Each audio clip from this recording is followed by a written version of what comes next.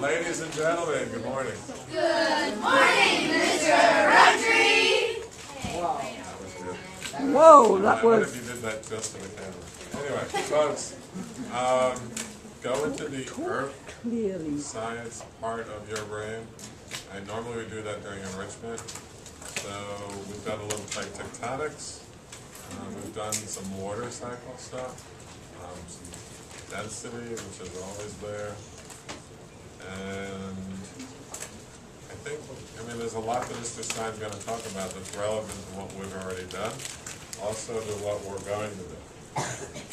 So, I guess without further ado, this is Mr. Stein.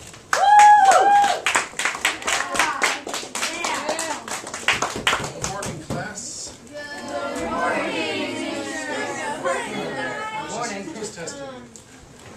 All right. I don't know if Mr. Roundtree had mentioned that I am a storm chaser. And storm chaser always conjures up images of people going out and chasing storms.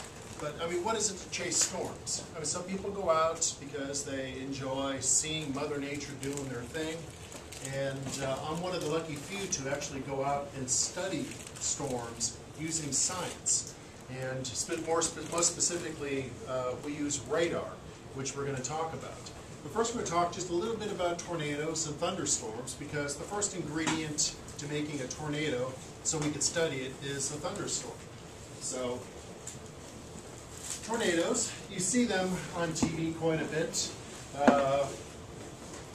Their pictures used to be fairly rare because they're rare events, but now because of storm chasers, people going out with their cameras, there's a lot more photographs of tornadoes. But all the tornadoes you've seen here are going to be tornadoes that I had seen.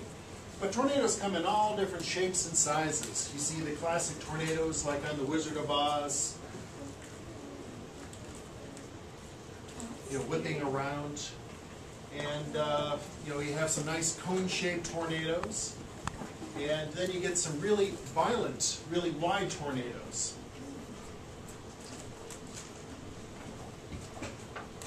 This tornado here got up to a mile wide.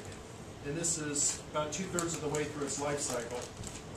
A mile wide. It's not quite a mile wide here, it's about a 1/4 mile wide. But this traveled through the plains of Oklahoma, 66 miles, not a mile wide. Fortunately, it was out in the the rangelands. This only hit four farms, completely destroyed them. This also went over an asphalt road and peeled the asphalt up off the road. This is from a frame of video that I had. Here's a tornado here. Here's the right side. The left side's way over here. This was a mile wide. And we were going up this highway here, and we stopped about 500 meters from this, from the edge of this, mile wide. Our radar, we were able to measure using the Doppler radar a world record wind speed of 301 miles per hour. And unfortunately, this tornado was going through neighborhoods. This tornado killed dozens of people, completely even scrubbed the ground, took grass out. It's a particularly violent tornado. But when tornadoes go through, you always see on the news all the carnage that tornadoes cause. Most tornadoes don't do this type of carnage. Most tornadoes just like take roofs off the house, break limbs, and so forth. It's only the stronger tornadoes that do this, that make the television. This is Mr. Sponigal, who 2 years ago rode out a tornado in his bathtub. That's what's left of his house.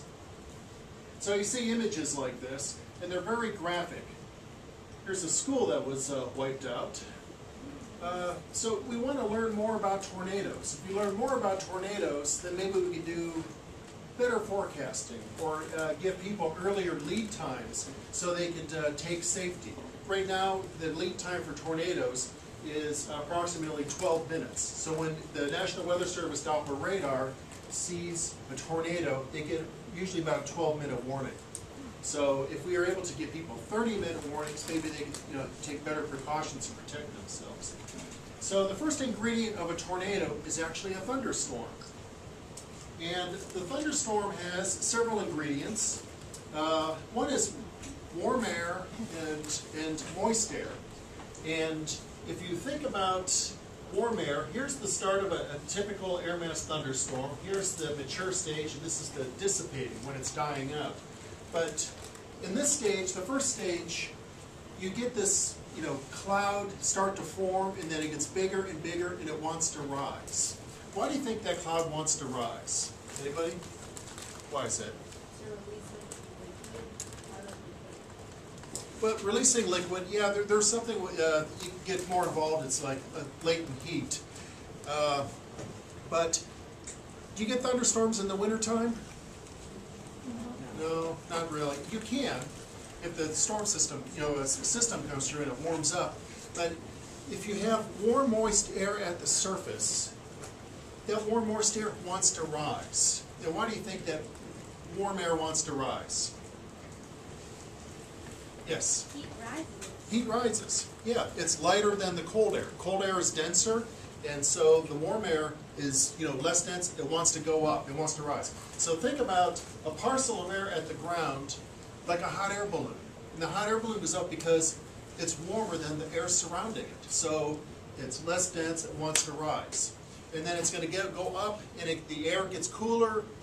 Surrounding air gets cooler, so it goes up, so it just wants to keep going up until it hits an area that, well, it's just about, equal, in temperatures. So warm air is one of the ingredients, and then another is moisture. You want moist air at the surface. And this is kind of tricky when you think about it. You think of a hot, humid day, you think, oh, that's full of moisture, it's really humid out, and therefore, it's just a real heavy day, real heavy air. But moist air rises better than dry air. Now, anyone have any idea why? This is a little trickier.